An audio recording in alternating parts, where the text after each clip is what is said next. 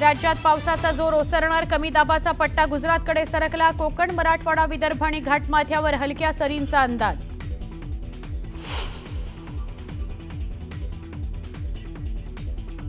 राज्य मंत्रिमंडळाची आज महत्त्वाची बैठक, अतिवृष्टीमुळे नुकसान झालेल्या शेतकऱ्यांबाबत ठोस मदतीची घोषणा होण्याची चिन्ह.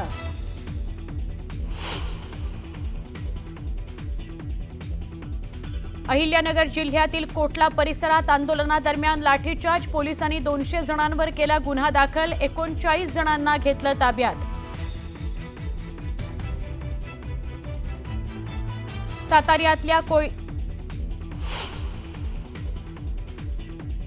साताऱ्यातल्या कोयना नगरला भूकंपाचा धक्का, 3.4 रिश्टर स्केल इतकी भूकंपाची नोंद.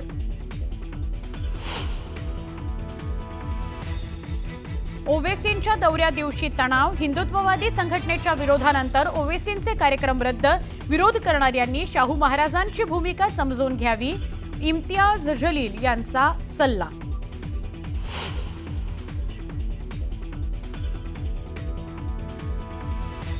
पूरग्रस्त भागातील 12वीच्या विद्यार्थ्यांना मोठा दिलासा, 12वी परीक्षेचा फॉर्म भरण्याकरता सरकारकडून 15 दिवसांची मुदतवाढ, शिक्षण मंत्री दादा भुसे यांची माहिती. सप्टेंबरमध्ये सोनं आणि चांदीच्या दरात मोठी वाढ, चांदीचे दर 1.5 लाखांच्या जवळपास, सोन्याचे दर सुमारे 1,19,000च्या उंबरठ्यावर. औषधांनंतर आता ट्रम्प यांचा चित्रपट उद्योगाला धक्का, अमेरिकेबाहेर बनलेल्या चित्रपटांवर लागणार 100% टॅक्स. आणि आजपासून महिला वर्ल्ड कप क्रिकेट स्पर्धेला सुरुवात, भारताचा सलामीचा सामना श्रीलंकेसोबत.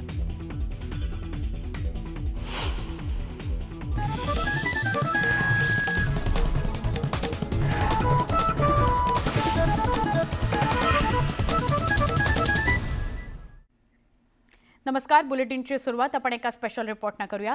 एकीकडे महाराष्ट्रातील शेतकरी अतिवृष्टीच्या मोठ्या संकटात आहे आणि असं असतानाच राज्यात आय लव्ह मोहम्मदचा वाद सुरू झालाय. 2 आठवड्यांपूर्वी उत्तर प्रदेशच्या कानपूरतून सुरू झालेला हा ज्वर आता महाराष्ट्रभर पोहोचलाय. याच मुद्द्यावरून अहिल्यानगरमध्ये मुस्लिम समाज आक्रमक झाल्याचं बघायला मिळतोय. नेमका हा वाद काय आहे जाणून घेऊया या स्पेशल रिपोर्टमधून. आय लव्ह मोहम्मदची रांगोळी,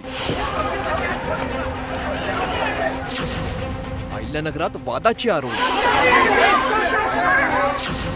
धार्मिक भावना दुखावल्याचं कारण,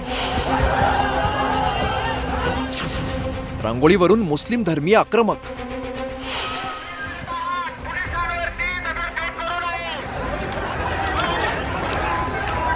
अहिल्यानगरमध्ये आक्रमक झालेले मुस्लिम धर्मीय आणि त्यांना आवर घालणारे पोलीस कर्मचारी.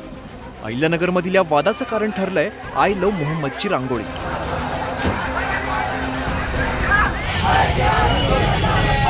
या रांगोळीमुळे धार्मिक भावना दुखावल्याच्या मुद्द्यावरून मुस्लिम समाजाने रास्ता रोको आंदोलन केलं. शहरातील कोटला स्टँड परिसरात रस्त्यावरती अपमानास्पद मजकूर लिहिल्याच्या निषेधार्थ मुस्लिम समाज रस्त्यावरती उतरला आणि आंदोलकांना बाजूला करण्यासाठी पोलिसांना लाठीचार्ज करावा लागला.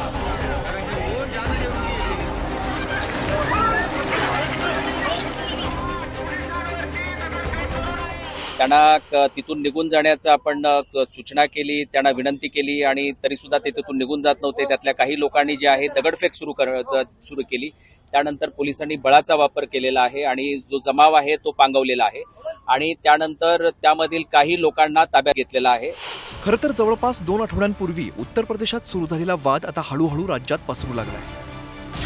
कानपूरमध्ये ईद मिलाद उन नबी या निमित्ताने आय लव्ह मोहम्मदचे बॅनर्स लावण्यात आले. यावरून वाद निर्माण झाल्यानंतर पोलिसांनी या प्रकरणी गुन्हा दाखल केला होता. यानंतर उत्तर प्रदेशासह देशातील अनेक शहरात मुस्लिम समाजाने आंदोलनं केली.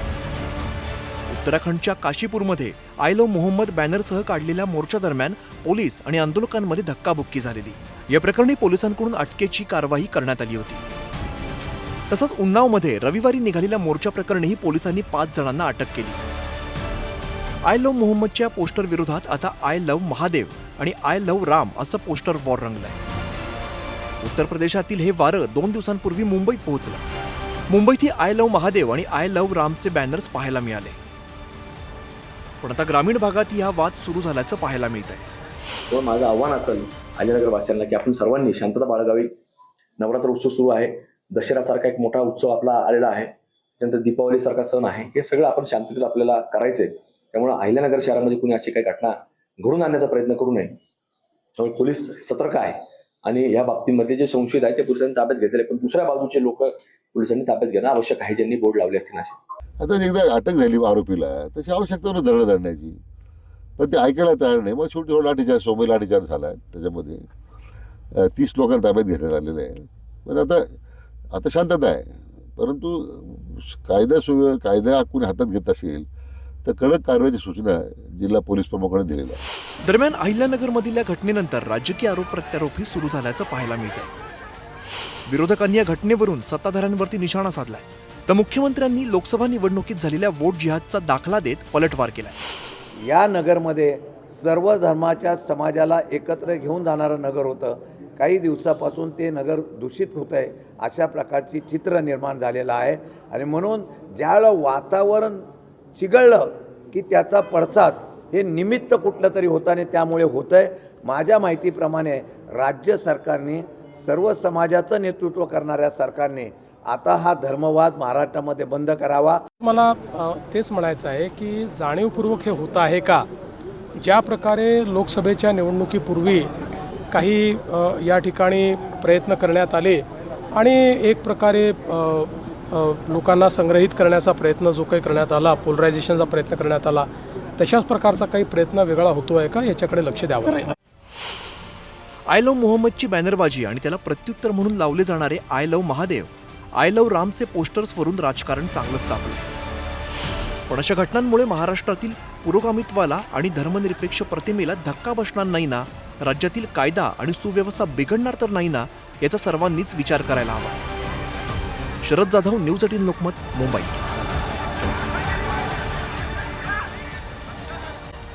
मोठी बातमी आपण बघणार आहोत. उपमुख्यमंत्री अजित पवार हे नेहमीच आपल्या मिश्किल वक्तव्यांकरता ओळखले जातात. असंच एक विधान अजित पवारांनी केलं आणि त्यांनी हशा पिकवला. अजित पवारांच्या हस्ते पुण्यातील चाकण इथं एका ज्वेलर्सच्या दालनाचं उद्घाटन पार पडलं. यावेळी अजित पवारांनी सोन्याची चेन गळ्यात घालून फिरणाऱ्यांना टोला लगावला. आपल्या भागात काही लोकांची गोल्डन मॅन म्हणून ओळख आहे, काहींनी सोन्याचे कपडे सुद्धा शिवलेत, पण हे अति होत आहे. तसंच सोनं हे पुरुषांना नाही तर स्त्रियांना शोभून दिसतं, असं म्हणत अजित पवारांनी जोरदार टोलेबाजी केली. अजित पवार नेमकं काय म्हणाले बघूयात. आपल्या इथं काही गोल्डन मॅन म्हणून देखील काहींची ओळख आहे, काहींनी तर सोन्याचे कपडे शिवलेले होते, तेही आपण बघितलेले आहेत, पण ते अति होत आहे. आणि माझं पुरुष मंडळींना सांगायचं आहे, तरुणांना सांगायचं आहे की सोनं आपल्या मातेच्या, आपल्या पत्नीच्या, आपल्या बहिणीच्या, लाडक्या मुलीच्या अंगावर शोभून दिसतं, पुरुषांच्या अंगावर सोनं शोभून दिसत नाही. त्याच्यावर त्या भानगडीत काही पडू नका. उगीच आपण त्या बैलाला एखादी साखळी घालतो तशा प्रकारच्या साखळ्या सोन्याच्या घालतात आणि येतात समोर. काही खरं तर ते त्यांच्या पैशाने येतात, मला त्याच्याबद्दल काही बोलण्याचा अधिकार नाही, पण त्यांनी तेवढं सोनं त्यांच्या घरातल्या ते स्त्रीधन म्हणून आपण बघत असतो, त्यांना दिलं तर ते जास्त चांगलं होईल.